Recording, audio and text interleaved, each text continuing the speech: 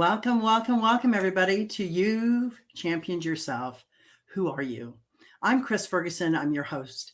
It's always been my dream to showcase people who have taken their dreams, their ideas, and turned it into their reality because of their passion and their purpose to do this, to spread this word, to get this out there.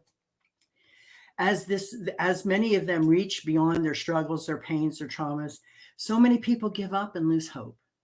There are those few who walk through their obstacles and their challenges, not knowing where it's going to take them, but they trust themselves enough to not give up.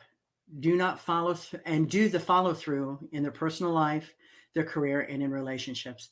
They've championed themselves.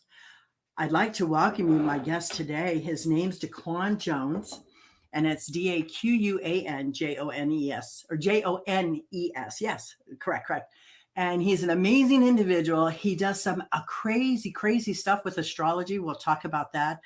He has a lot of talents and a lot of gifts. And let's meet Daquan. Good morning, Daquan. Hi, thanks so much for having me. Oh, I'm so glad you're here. And I wanted to talk to you about, and I like to get the backstory of many people, what got them to the point they are, what was the interest that got you there.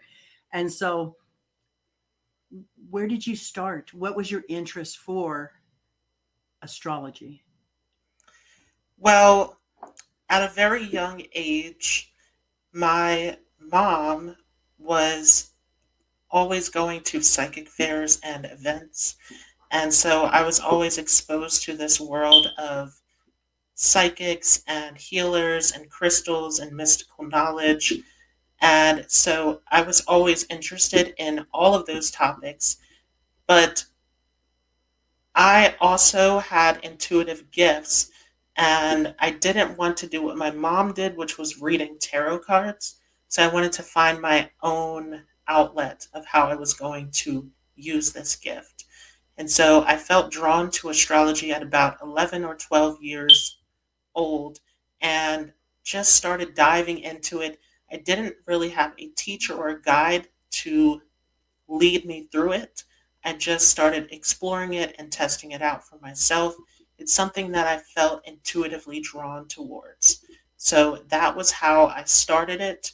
And what we were going to talk about also is that I started off with tropical astrology, and then I got to a point where I went through this massive shift in 2020 where I shifted over to Vedic astrology.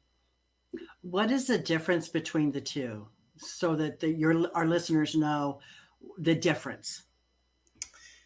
Yeah, that is a complicated question that is complicated with a lot of people. There is a lot of debates and arguments around it, and there's not really an accurate or specific time period of when the branch started, but originally they were both the same. And then the Roman Empire had to do with the shift, which had to do with moving to tropical Western astrology. And it comes from the original teachings where the sun was about 0 degrees all the way around every year at the vernal equinox. And as time shifted, the sun has actually shifted from that point. And so the tropical Western astrology is still using that concept of the spring equinox where we're at 0 degrees of Aries. The Vedic astrology is following the actual constellations as they're moving and shifting. So Aries has actually shifted back 1 degree every 72 years, which means that now, if you look at the spring equinox, we're actually in the sign of Pisces. Today is actually the summer equinox. It's kind of interesting that we're actually doing this today because, being Native American, I practiced Native American spirituality and shamanic practicing for 40 years. And I honor the equinox. And when I thought about it, I thought, oh, I've got Daquan coming. He's all about astrology, and we're on the equinox for the summer. And I was gonna. One of my questions for you is, um, Are the days the same or do they differ depending on which astrology you follow? The days are different. So typically in tropical Western astrology, we do it close to the equinox, and it's all according to that point of 0 degrees Aries. But in Vedic astrology, it is about halfway through the month. So you will typically see a sign start around the 14th or the 15th, and then it'll end around the 14th or 15th of the next month. Oh, so it lasts for like a month instead of just one 24-hour period. That's the Yes. biggest difference. Okay, I'm getting this. I'm getting this. It's a stretch. Um, can we talk about your spiritual journey? How did it start? How did you walk through it, and to who you are today? Well, when I got to high school, I struggled with a lot of social anxiety and depression. And so I went through this massive shift where I started to become very closed off and I had difficulty with socializing and interacting with others. And so that took me inward where I started to meditate and reflect. And through that, I was able to look at a lot of the mistakes and difficulties that I went through in the past and saw how I was able to change that and grow through that. So from that point, I've been working on improving and bettering myself every single day. I love that. I love that. There's so many kids, and like I told you off screen, I 21 years I dealt with kids. They call me the kid whisperer because I was able to talk to anybody, any color, social economics, demographics, it didn't matter. But it was all about seeing the human beings that they were and the souls that they have. And a lot of them are punting and they don't have any guidance or support. And if you can give support to a kid in high school and just let them know that you're okay, you're safe, you're loved, it's a huge difference in their life. I mean, it's okay to say, I love you, but so many people say it and don't mean it. There's a difference when you say, I love you as an individual, as a human being, as a person. Let me show you how I can help you.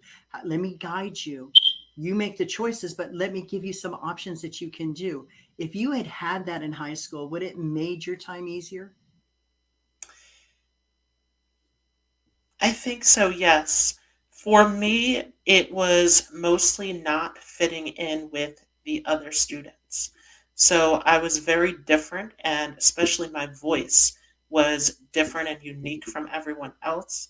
And so I got a lot of teasing and picking on that was related to the way that I spoke. And that led to me really starting to close off and not speaking as much. And I get that. I was bullied a lot too.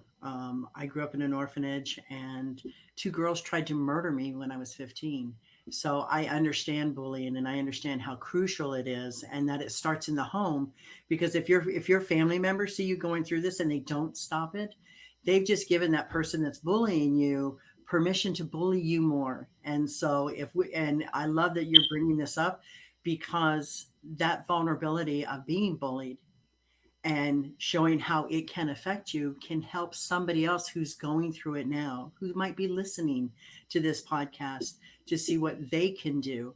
And I've always been a proponent of if you're being bullied, go talk to somebody. But I mean, you don't have to, you can tell them you're being bullied. You don't have to tell them who it is, just that you're being bullied because of who you are.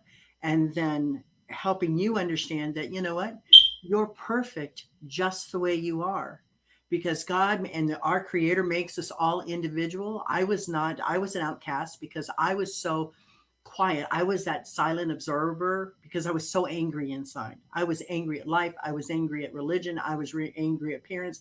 I was angry at everything, including my existence. And I didn't care. I had no hope. So when you have no hope, it takes you to a level that you're just like, man, anything's possible at this point. Anything is possible. So I get that. And a lot of kids go through that.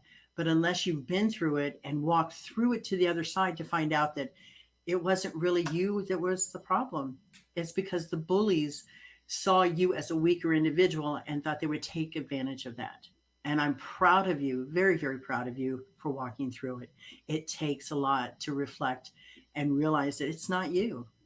Everybody has a right to be themselves. So kudos, kudos, kudos to you. Um, how do you go about helping others? I know this is something you wanted to talk about today, and so I want to make sure that message gets out there. Yeah, so when I am working through astrology, it's not just about looking at the different planets and how it affects the personality or the strengths or weaknesses of a person, but I also focus on the weaknesses that come up and how that person can work through that and transform that. So I always say that anything that is astrology related can be changed through your free will if you want to work on it and improve upon yourself. And even with clients that I work with, also through life coaching and through tarot readings, also, it's all centered around transformation. How can the person improve upon their life? How can they better themselves? That is so true, and I'm so glad you brought that up. But not only as an astrologer, life coach, you're a psychic empath. And do you think, and this, I find this with a lot of empaths that I mentor, that crowds make you very anxious and very uncomfortable, dealing with all the crazy different levels of energy that's going on, just kind of like goes, I've had enough. I need my space. I need to step back. And you're also, but as an empath, have you learned how to block out what isn't yours and be able to step into a crowd of 100,000 people and feel comfortable in your own skin? Have you learned that yet? That is something that I'm still working with. I do feel a lot of anxiety and overwhelmed in crowds of people. It has gotten better. As I was younger, my mother used to do readings in the home, and when one of the clients were struggling, I would feel that and I would be very upset and angry. And when it first started, I didn't understand why I felt that way. Mm-hmm. So as I started to get more into my gifts, I started to understand that I was also feeling into other people as well. And so now I am able to come into a quiet space where I'm able to release and let go. But being in a crowd and being comfortable in that is something I'm still working with. Well, what and I love that you're working through this, and the fact is that you recognize the challenge, and as you said, you're working through this, and that's how people champion themselves. That's how they become their own hero, and I love the fact that I feel that you could have given up a couple times in your life. You just like had enough, and you said no, but that's not an alternative for me. And so the fact is that because you didn't, your soul went from here to here, and it became harmonized. And that is the difference. And that's what keeps taking you higher. So the fact is that being an empath is hard. It's very, very hard. Emotionally, mentally, physically, it's draining. You're like that bug zapper in the tree in a forest at midnight, and you're the brightest shining light in the whole place, and it attracts all kinds of crazy to you. And learning how to deal with the crazy is going to be your biggest challenge. But you've got this. I see this in you. I feel this in you. You've got the ability to do it. And I actually see you. I know that you have a YouTube channel, and it's called hang on here, Astro Charts with Daquan Jones is your YouTube channel. And Yes. I see you, this is a one step stepping you out to getting interaction with people, but putting your message out there and finding out that you're not as different as you thought. You're really not. And I see this expounding so much so that it's going to help you be able to talk in front of people about this. And I think that is your ultimate goal. And so I felt this, and this is why I invited you onto this podcast, because this is a first step. This is a first step of no longer being invisible. This is a first step of no longer being Daquan behind the scenes. This is Daquan, the astro chart reader, empath, psychic, mentor. but you're an author. Tell me about that. Well, I have short stories as an author where I am mostly focused on mythology and heroism in the stories. So it is simply about overcoming obstacles and challenges, and I'm relating that back to Greek mythology also. That's interesting. Are you the character that's in that's the hero? No, I use different characters for that. I'm just curious because I don't know. I see you creating one book about you as a hero and the things that you've worked through, and it's going to be your best book because it's your personal knowledge, and it's authentic, it's real, and a lot of people are going through the same thing. Think about it. Just think about it, and make yourself, because you've championed yourself already. You're already your own hero by stepping out and stepping up for yourself. You just don't give yourself enough credit.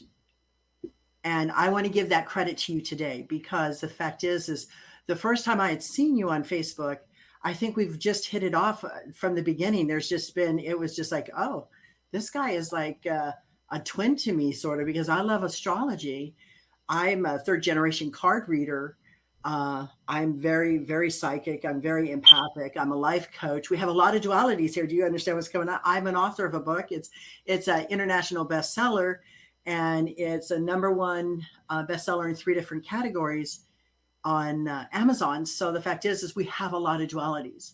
It's just that I've got a little more years on you, but I see you being where I am as you mature and as you grow older and get more comfortable in your skin doing this. So don't put those thoughts out of your mind as I can never do that, because you can.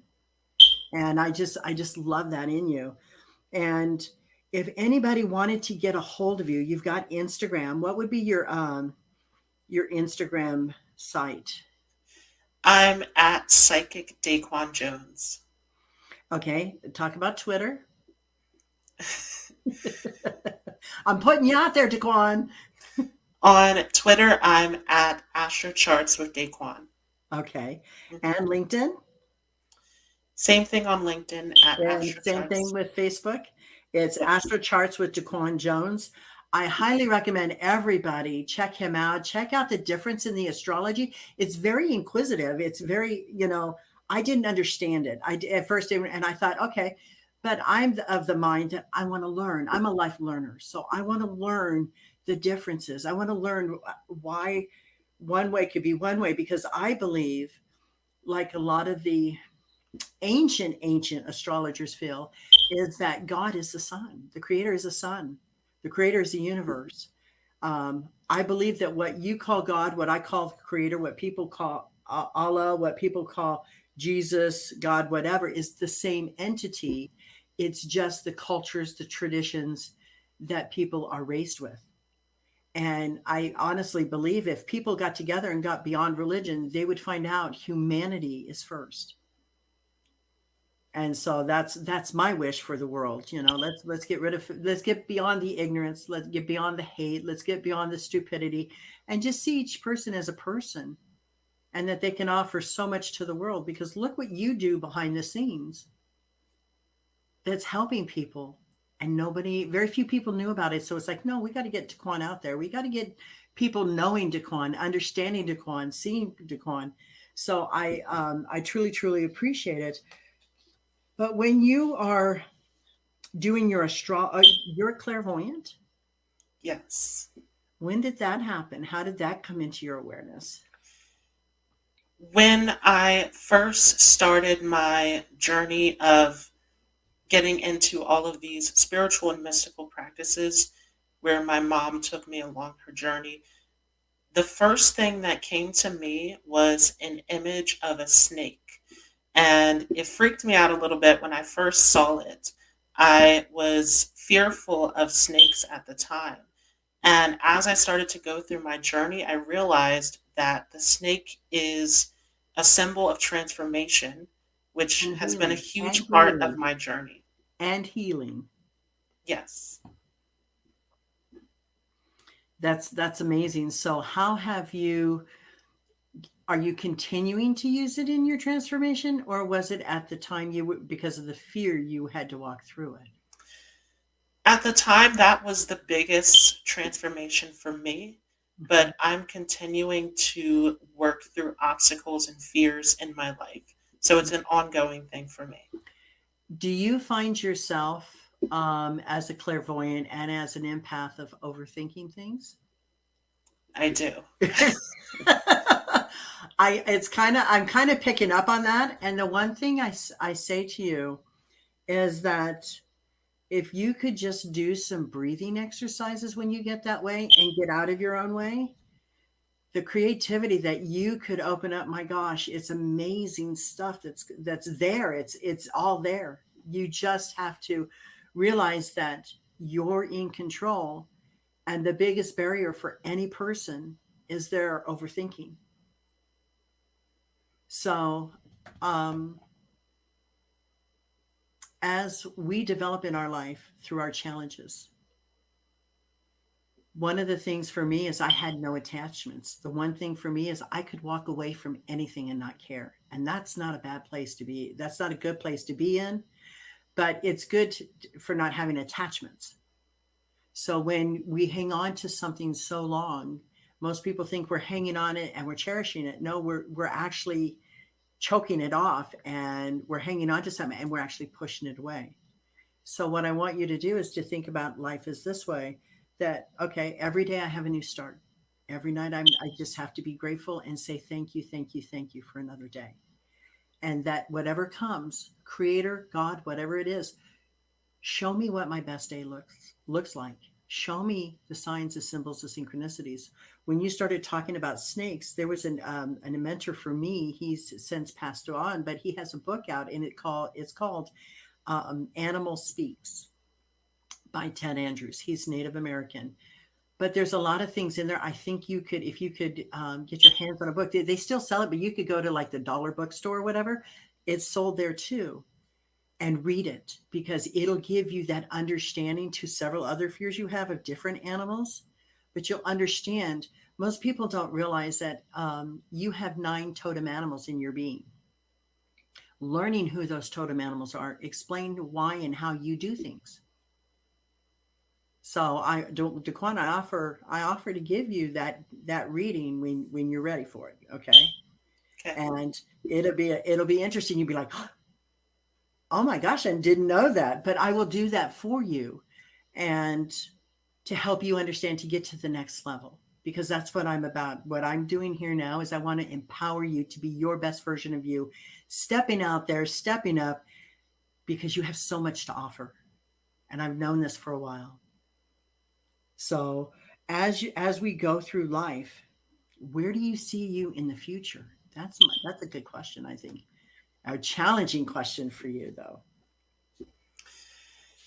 Yeah, I have always been focused on building a community where I'm able to reach out to people and to help them along their journey through transforming themselves and bettering themselves throughout their life.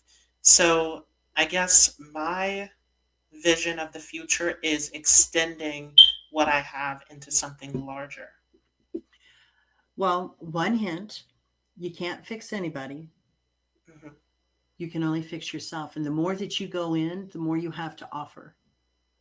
So I teach my clients this. And one of the things that I think for you would be a good understanding is, Jaquan, we're on a plane. Have you ever been on an aircraft? Yes. Okay. You know how the steward and stewardesses give us the safety briefing, put on our seatbelts so the turbulence we don't get hurt. They tell us about having a vest, a water vest, so if we crash in the water, we can blow it up. But Daquan, we're at 30,000 feet and there's no air. It's the cabin has totally decompressed. You were such a service. You would run around and trying to help out the kids and the elderly and forgetting that at 30,000 feet, the next breath you took, you become part of the problem instead of part of the helping. So that's where self care comes in. That's where self love comes in. So you have to put your mask on first. So then you can help everybody else out. And as you do that, when you help yourself first, you have so much more to give and you won't feel drained. You'll be that vessel of that message instead of trying to create that message. And as you do this, you will see a difference within 3 months. Within 3 months, I see it going very, very high. But you have to put yourself first. You put people on pedestals, you had better be on the same pedestal. I see you giving a stranger the shirt off your back. Well, you better go buy yourself a shirt because you're worthy enough. So, in this, and I know you do this, and so I'm not calling you out. I'm just saying I can see you helping other people to the detriment of yourself. And that's not good because that drains you of everything and anything. And then you have to take a break and you can't help and you feel bad. So it becomes this catch 22. I want you to become your own hero. I want you to put yourself first and know it's okay. And I want to do a follow up on this podcast here in 6 months and see where you're at and how you've transitioned because you do amazing stuff with astrology. I love it. I absolutely love it. I highly recommend you check out Daquan, Astrocharts with Daquan Jones on Instagram, Twitter, LinkedIn, Facebook, YouTube. He has a message and it's an amazing message and it's worth the time to come and see what he has to offer. You'll really be surprised. So, Daquan, as you help people and we get you over this hump, you are going to be amazing. You don't realize the people that you're going to be able to help. And I just want to say thank you for coming here. Thank you for letting me channel you, which I wasn't expecting to do, but it was just like, I just saw all the love and my spirit guide says, he needs just a little bit of help. He just needs a little bit of help. And I was like, okay, I offer it freely. I offer it freely for you. So the fact is that I have been, again, for 21 years helping kids. And I don't want to call you a kid, you're a young man, but at my age, you're a kid. And so the fact is I don't mind helping out kids find their path and find their way and help them get to the next level. So it has been my pleasure and my honor to interview you today. So with that, I want to thank you for being here. I want you to. I want to thank you for being vulnerable. I want to thank you for being authentic, and I want to thank you for being a light in the dark. And like I have always said, I want what's done in the dark to come to light, and I see that in your heart. And we have a lot of mutual understandings. It's just that at 62, you're in your 20s. So it's like, yeah, you got a little bit to go. It's your path, it's your growth. But if I can help you get to those clarity points, you can take it on. So hang on just 1 second here. And it really takes a special kind of individual to dream their thoughts and their ideas and turn it into a reality. Daquan stepped past his fears, stayed the course, and had the courage to follow through to the end. Daquan Jones, you've championed yourself. Now we know who you've become. Thank you for sharing your ideas, thoughts, and dreams with us today. Folks, thank you for coming. Highly, highly recommend you go check out Daquan Jones and just have a awesome day. And again, thank you for coming and thanking Daquan for allowing me to interview him. He is such a guided, protected soul.